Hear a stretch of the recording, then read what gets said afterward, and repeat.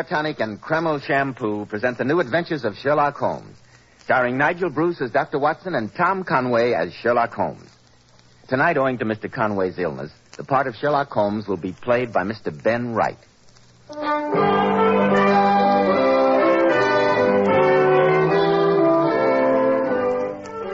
And now for our weekly visit with Sherlock Holmes' famous colleague, your friend and mine, Dr. Watson. Good evening, Dr. Watson. Good evening, Mr. Bell. I'm glad to see you. Make yourself at home. Thank you, Dr. Watson. You know, I've been waiting eagerly all week to hear about the singular affair of the ancient Egyptian curse. And a most singular affair it was, to be sure. It had its beginnings in the august halls of the British Museum. I've been looking over my old records to refresh my memory, and even after all these years, it sends what in Scotland they call a cow grue down my spine. I can hardly wait, Dr. Watson. Recently, in a poll conducted throughout the country, women picked the 10 best groomed men in America. These men were all men at the top: statesmen, governors, motion picture stars, producers, and millionaires. And men, I'm sure you'll be interested in hearing how a recent survey showed that Kreml Hair Tonic is preferred among America's top-flight executives and most successful men. But then why shouldn't it be? Kreml contains a special combination of hair grooming ingredients which is found in no other hair tonic. This is why Kreml gives a man's hair such a natural, well-groomed look, such a handsome, clean-cut appearance. Kreml also keeps the hair neatly in place longer, with a healthy-looking luster. Yet it never leaves your hair looking or feeling greasy. After you apply Kreml, you can rub your hand over your hair, and your hair always feels so delightfully clean. Notice, too, how no greasy film comes off on your hand or on your hatband. Just use a little Kreml on your hair in the morning, and at night your hair looks as neatly groomed as when you first combed it in the morning. Kreml, Kreml Hair Tonic. Now, Dr. Watson, what about the singular affair which began in the sacrosanct confines of the British Museum? Well, I must admit that I was not a frequent visitor to those gloomy halls, but on this particular morning, Holmes had been insistent. All the scientists in London, especially the archaeologists, were agog over the arrival of Lord Cranwood's sensational Egyptian discoveries. For several days, Holmes had been deeply immersed in research among the Cranwood antiquities, so that now I find myself in the Egyptian gallery of the British Museum. I say, Watson, look here. This notation definitely proves the use of stringed instruments as well as flutes as early as 3000 B.C. Oh, very interesting, Holmes. Interesting indeed. If you please, sir. Smoking is absolutely forbidden. Huh? Oh, all right. Hello, Holmes. Oh, Watson, I don't think you know Professor Halliday of the British Museum. Professor, this is my friend, Dr. Watson. Dr. Watson? Not the eminent Dr. Eustace Watson, the well-known archaeologist of Edinburgh. I'm honored. No, sir. Dr. John H. Watson of Baker Street. Oh, sorry. This is Dr. Watson's first visit to all your magnificent new acquisitions, Professor Halliday. It's a veritable treasure house, gentlemen. The late Lord Cranwood's excavations at the site of ancient Abydos have given the museum a priceless mine of information. And yet the price in human lives has not been inconsiderable. First Lord Cranwood himself, only a few days after the shrine of Harshafit was opened. A man of almost 80, Mr. Holmes. The strain and excitement of the discovery were too much for him. No doubt. And then a month later, Dr. Duma, disappearing mysteriously from camp, only to be found hopelessly insane and babbling madly before he died. And young Wilson vanished into thin air and assumed to have been lost overboard from the ship that was bringing the expedition back to England. Oh, it was a calm, moonlit night. Don't tell me that you, of all people, believe this newspaper talk of Harshafit's curse, Mr. Holmes. I believe nothing that is not susceptible of proof, Professor. Evidently, the new Lord Cranwood is quite undisturbed by any threats of a curse upon his family. I've seen him working here every day this week. Oh, is that Lord Cranwood? Yes, the heavy-set, middle-aged man over there, just beyond that fifth sarcophagus. Which? The chap with the rather florid face, just packing those notes into his briefcase. Oh, looks fit enough, I must say. Judging from his appearance, I should think that the curse of, what's-his-name, wouldn't have much luck with him. You'll excuse me, gentlemen. I want a word with Lord Cranwood before he leaves. Sir Holmes, supposing I run along. I'll meet you at the club for lunch and... Lord Cranwood, what's the matter? Why, he's collapsed. Quick, Watson. I don't understand. He just seemed to keel over. Let me take a look at him. You were standing right beside him, Professor. Just what happened? I was speaking to him. He clutched his throat, tried to say something, and collapsed. Holmes. Yes, Watson? The man's dead. Impossible. Cause of death, Watson? Well, I should have said heart, but... But the curious rigidity of the muscles of his hands and throat aren't consistent with that diagnosis. Is that it, Watson? Quite correct, Holmes. You would better notify Scotland Yard at once, Professor Halliday. Scotland Yard, Mr. Holmes, are you suggesting... I suggest nothing, Professor Halliday. But Lord Cranwood has died extremely suddenly. In view of the 3 previous deaths which have occurred among the members of the expedition, I feel that this is definitely a matter for the police. I'll send for them at once. I'm certain, Watson, that a second look at Lord Cranwood's body will suggest to your mind a cause of death with which you cannot be unfamiliar after your army career in India. The congested eyeballs, the rigid neck muscles. You mean snake bite? Precisely. The bite of some venomous and highly poisonous snake is the only cause consistent with these appearances. But there are no snakes here in the British Museum. That, Watson, is why I sent for Scotland Yard.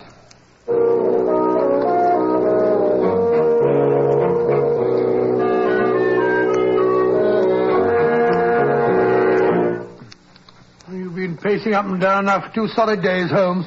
Would it be too much to ask you to be seated for at least 5 minutes? I'm sorry, Watson.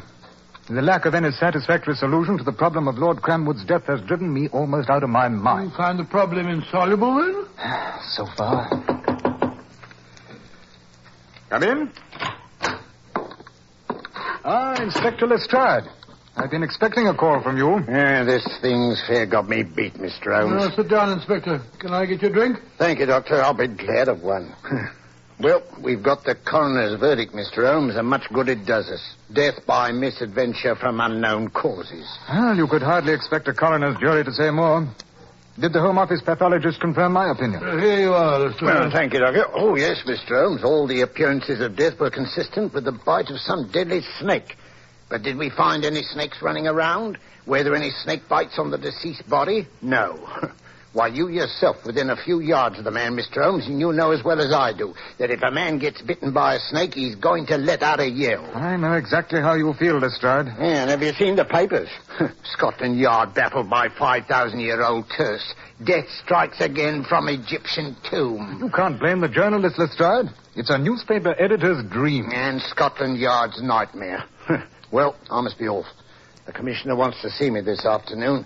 You can be thankful this isn't one of your cases, Mr. Holmes. I think this one would be too much even for you. Phew. I've never seen Lestrade quite so worked up before. And I can't say that I blame him, Watson. Well, come along. Since the late Lord Cranwood's funeral is to take place at 2 o'clock, we might well stroll over to Hanover Square. Perhaps a brisk walk may serve to blow the cobwebs from our brains.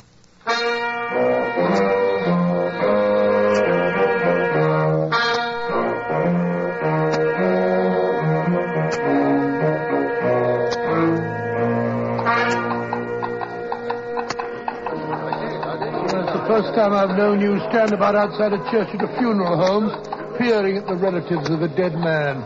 I'm anxious to see the new Lord Cranwood, as well as his relatives. He was a nephew of the late Lord's, you know, and the family's interest in Egyptology has been inherited by him, along with the title. Here they come. Here's this, you little private. I wouldn't want to be in his boots with a curse hanging over me head. There's Lord Cranwood, Watson. Husky-looking young chap. Looks as though it'd take more than a family curse to get him down. Who's that coming after him, the pale young fellow in the wheelchair? His cousin, Mr. Neville Robertson, I believe. Been hopelessly paralyzed ever since boyhood. Horse rolled on him while hunting. Yes, the lines of pain and suffering are very evident in the poor fellow's face. That must be Robertson's older brother, Mr. Oliver Robertson. That rather heavy-set young man just coming out. I assume that's his wife with him, the girl with the black veil. Well, it's rather rough on them. All these curious people staring. Come along, Holmes. Let's be off. Very well, Watson. I've seen all that I beg your pardon, sir, but aren't you Mr. Sherlock Holmes? Yes? Well, my name's Oliver Robertson. Fortunate coincidence, my seeing you here. I'd intended sending you a message this evening. A message? Yes, I wanted you to... Well, this is hardly the place to discuss such matters. Look, I'm staying at my cousin, Lord Cranwood's house. I wonder if you'd be good enough to come there this evening. Would 9 o'clock be satisfactory? Excellent, Mr. Holmes. Good day, sir. Good day, Mr. Roberts.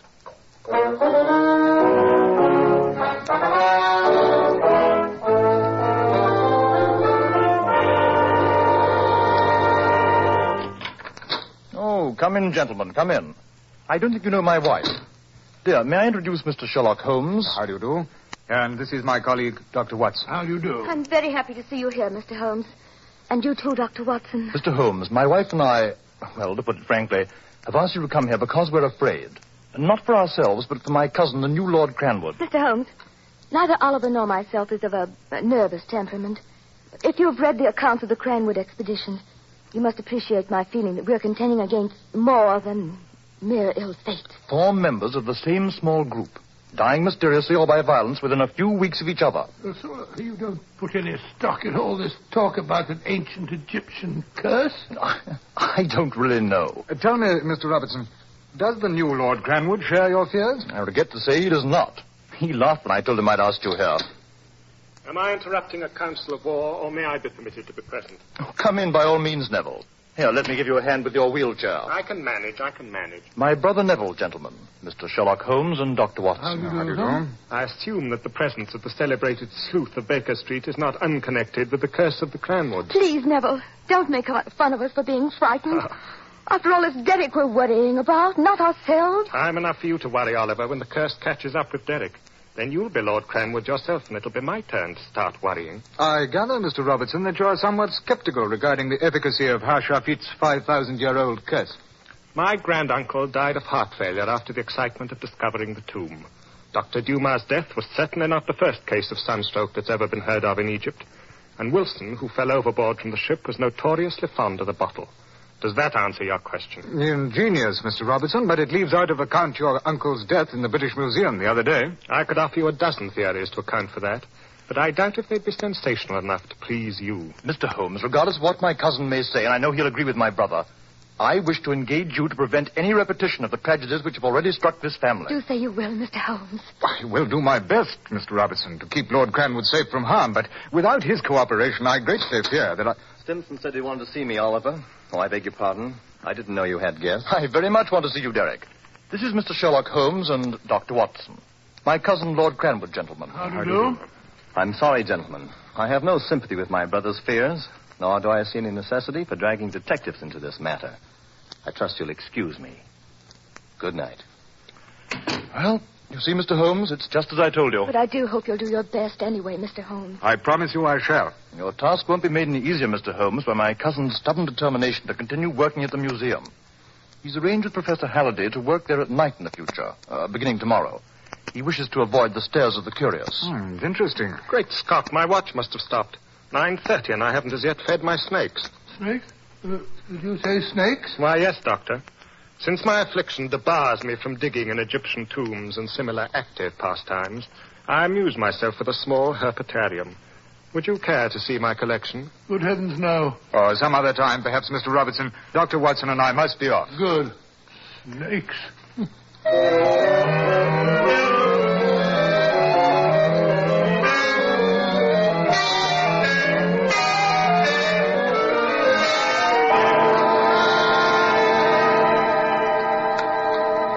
I must say, Holmes, that I find that sinister cripple Neville and his nasty collection of poisonous reptiles highly suspicious. Well, there's no doubt that Neville's personality has been warped by his affliction.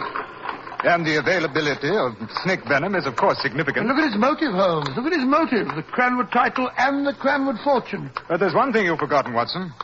Even if the new Lord Cranwood were to die, it would be Neville's older brother who would inherit. Oliver and his wife would become Lord and Lady Cranwood. Are you trying to tell me that a murderer who'd killed 2 men would boggle at a third? If Cranwood dies and Oliver gets the title, he'd be the last barrier Neville's way. I don't like to say it, Holmes, but for once you seem to be singly obtuse about the facts of this case. Possibly, Watson. At any rate, I intend that you and I shall be present, although concealed, when Lord Cranwood visits the Egyptian galleries tomorrow night. You mean that you anticipate an attempt upon his life? As I have told you on previous occasions, Watson, it's a great mistake to theorize ahead of one's data. Sir Holmes, you don't really put any faith in all this talk about a supernatural curse? Do you, Watson? Dash it, no, of course not. Good. Well, then I trust that tomorrow night you will arm yourself with your service revolver. Oh, really? Yes, Watson. I should like to be in readiness for anything we may encounter at the British Museum. Supernatural or otherwise.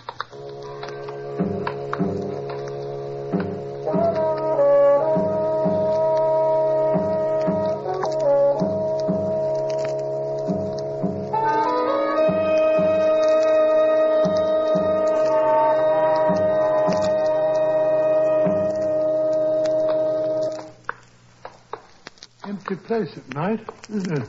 Of humanity? Yes. What do you mean? Merely that the relics of the past are all about us. Oh, yes, of course, sir. On this way, through the northern vestibule. I say, Holmes, what's that thing? Looks like a coffin. That's what it is. Oh, good Scott. Here we are. He'll no doubt work at that long table. It has the only decent light in the room. Now, you take that side of the table, Watson. I'll take this. And make certain there's no one and nothing concealed. You're not expecting to find a snake anywhere, are you, Holmes? I don't expect to find anything. I merely wish to make certain that there is nothing to find. Now, careful, Watson. Don't knock over that little figure. What the devil is it? And the Egyptians call those little statues the answerers. They were buried in the cedar coffins within the sarcophagi to accompany the dead and to obey their orders. A pleasant idea, I must say. Well, there's nothing hidden on this side of the table. Nor here. Now, there's an excellent spot to conceal ourselves. Over here, Watson. Great. God, what a horrible sight. What sort of a nightmare is that? Appropriately enough, it's a statue of Hashafit, the ram-headed god. Oh, excellent, Watson. Now, this will do perfectly. We can see everything in the room from behind here. Just what are you expecting, Holmes? I don't know. Quiet. There's someone coming. It's Lord Cranwood.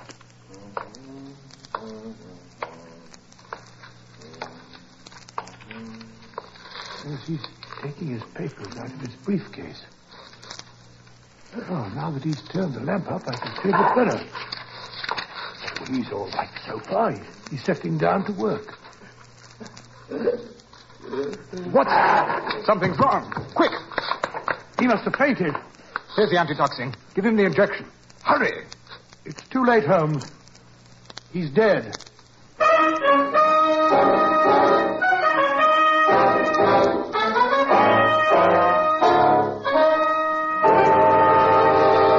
In just a moment, we'll rejoin Sherlock Holmes and Dr. Watson as they endeavor to solve the mystery of the ancient Egyptian curse.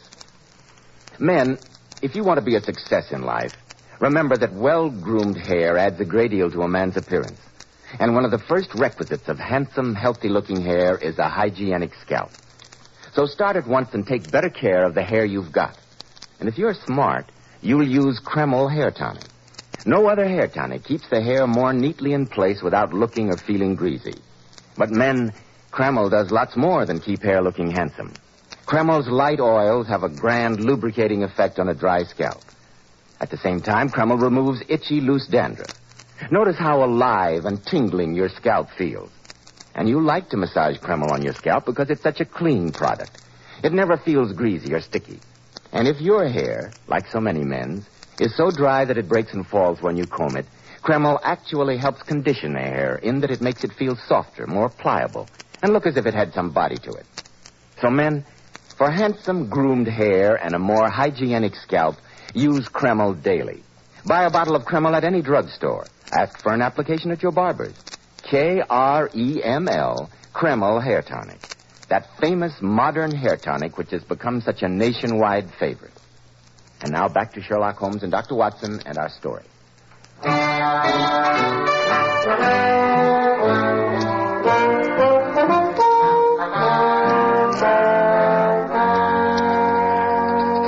I say, Holmes, if you won't have any lunch, do at least take a cup of tea. No, thank you, Watson. I'm not hungry. You've been saying that ever since that poor fellow Derrick was killed the night before last.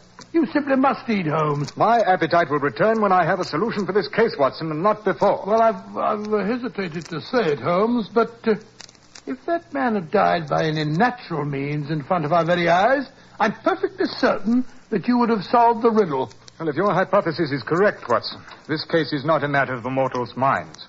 And that I refuse to admit. Well, we saw him come in. We saw him open his briefcase. He turned up the lamp, sat down. Thank you, Watson. Thank me for what? You've just given me some remarkably interesting food for thought. Oh, really? Come in.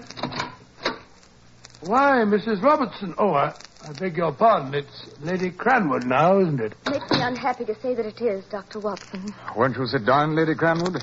I've already expressed to your husband my deep feeling over the tragedy I failed to prevent. Let me assure you, Mr. Holmes, that neither my husband nor I feel that you were in any way to blame. I appreciate your kindness, Lady Cranwood, but I still blame myself for having failed to reach a solution. And that is why I've come to see you this morning, Mr. Holmes. I hardly know how to say it. My suspicion is such a horrible one. Oh, there, my dear. I'm convinced that Oliver is in deadly peril. And from his own brother. Do you hear that, Holmes? You felt it too, Dr. Watson? Oh, I've been fighting down a horrible thought, denying it even to myself. But I felt I had to tell you, Mr. Holmes. Well, have you any proof, Lady Cranwood? Anything definite on which to base such an accusation? Only Neville's sneers and his jealousy of my husband. And those horrible snakes of his. Perhaps you may be able to assist me in confirming or disproving your suspicions of Neville, Lady Cranwood. Anything I can do, Mr. Holmes. Anything. I imagine that the entire family, and the servants as well, will all be attending the funeral this afternoon. Yes, of course. Then if you will be good enough to leave me your key to the house, I shall take advantage of everyone's absence to go there and investigate one or two possibilities that have occurred to me. Of course, Mr. Holmes. Here is the key. Thank you. And one other thing. I should appreciate it if you would ask your husband to meet Watson and myself at the museum tonight, about 9 o'clock. At the museum? Yes. I feel that a reenactment of the late Lord Cranwood's death may bring us to a solution. If you think it's necessary, Mr. Holmes. I think it is vitally necessary. Very well.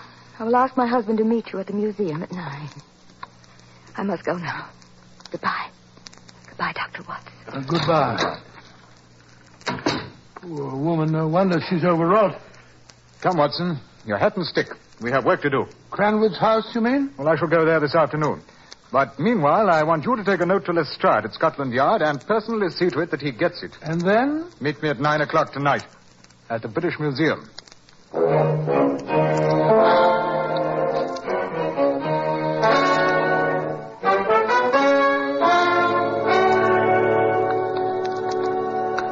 Well, I must say, Holmes, that as long as we had to come back to this Chamber of Horrors, I'm glad that you insisted on a decent amount of illumination. Since we won't be concealing ourselves this evening, Watson, I asked Professor Halliday to leave the Egyptian gallery fully lighted.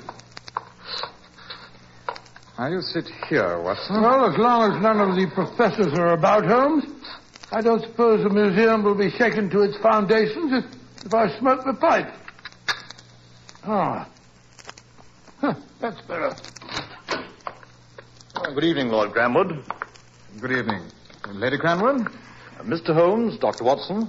Good evening. Well, I fail to see what purpose will be served by a reenactment of my cousin's tragic death, but I'm willing to do anything within my power that will offer any hope. I insisted on coming with Oliver, Mr. Holmes. I'm afraid every moment I'm away from him. Well, now, Lord Cranwood, let us try in every way to duplicate your cousin's actions of 2 nights ago. I have here his briefcase, and I'd like you to enter through those doors, carrying the briefcase in your left hand and humming a tune. All right. Ready? All right, go ahead. Now, put the briefcase down on this table. Take off your hat and coat and put them on the table. Any particular place you want them? Now, just place them on the table as your cousin did. Now, open the briefcase. Oh, I thought What were you about to say? Nothing. You were about to say, Lord Cranwood, that you thought the ingenious adaptation of the Borgia's poison needle had been removed from its mount in the briefcase lock. What on earth are you talking about? I found that fiendishly clever mechanism in your study this afternoon. Mr. Holmes, what do you mean? I mean that this briefcase was fitted with a poisoned needle, which was removed after Derek's death. Oh, no. And which I replaced when I found it at your house this afternoon. How horrible, how utterly vile. I also found some of the poison, Lord Cranwood. And I greatly fear that when I remounted the needle in the briefcase after my experiments, some of the venom may have remained on it. It was, Neville. Bluff, Holmes. Sheer bluff. You wouldn't dare. If you think I'm bluffing, Lord Cranwood, why is your face going so pale? You're clutching your arm with your other hand. Why? Oliver. Fiend, it was poison. Oh, no. My arm's swelling. It's going numb. There's no feeling left in my hand. No, Oliver. Mr. Holmes must be mad. Bust you, Holmes. You've killed me. All right, I did it. I killed the others, but you'll never hang me. Oliver! All right, Lestrade. There's your confession. It's a confession, all right, Mr. Holmes, but all you've given us is the corpse of a murderer. You've killed him. Not a bit of it. He's only collapsed from fear. Holmes, the pain in his arm, the symptoms. Merely a harmless though painful solution which I placed on the poison needle. Oh. Catch her, Watson. She's fainting.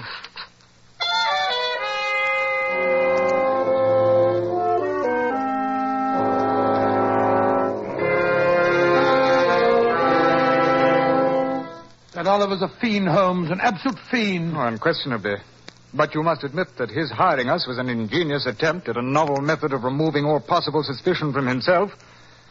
And now he'll pay the penalty for murdering at least 2 men. A good thing, too. I'm sure I don't know how you ever found out about the briefcase. Why, you gave me the clue, Watson. You yourself. I did? Back in Baker Street when you were talking about the second death. You mentioned that we had seen Lord Cranwood enter the room. Open his briefcase. Well, we did. Exactly. But until you mentioned it, the significant fact had escaped me that the only object common to both deaths and handled by both men was the briefcase. Good gracious me. Well, that solves the mystery of the ancient Egyptian curse. Does it, Watson?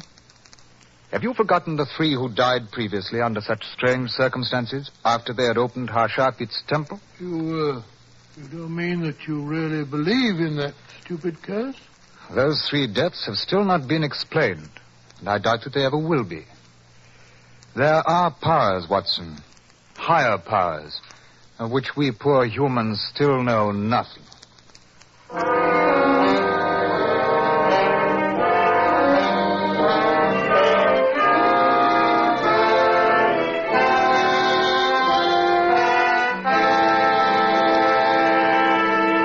Ladies, the poet who said a woman's hair was her crowning glory certainly knew what he was talking about.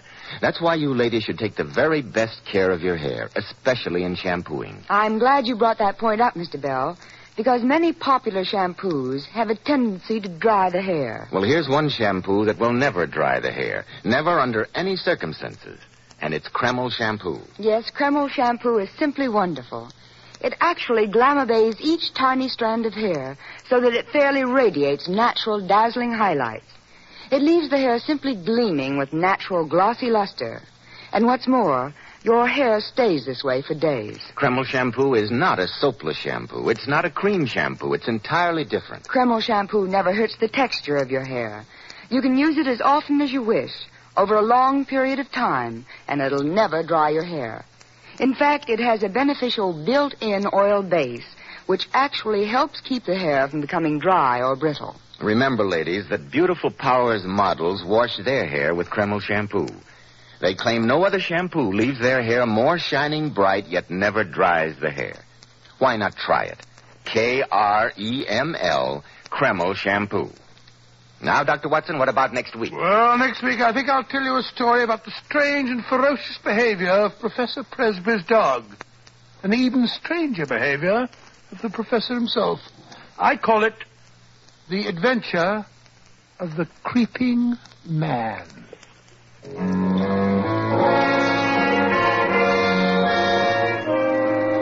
Tonight's new Sherlock Holmes adventure was suggested by an incident in Sir Arthur Conan Doyle's story, A Study in Scarlet. Nigel Bruce appeared by permission of California Pictures.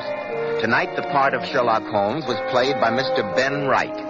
The Sherlock Holmes series is produced by Tom McKnight, with original music composed and conducted by Alex Steinert. This is Joseph Bell speaking for Kreml Hair Tonic and Kreml Shampoo, and inviting you to be with us next week at this same time, when Dr. Watson will tell us about the adventure of the creeping man.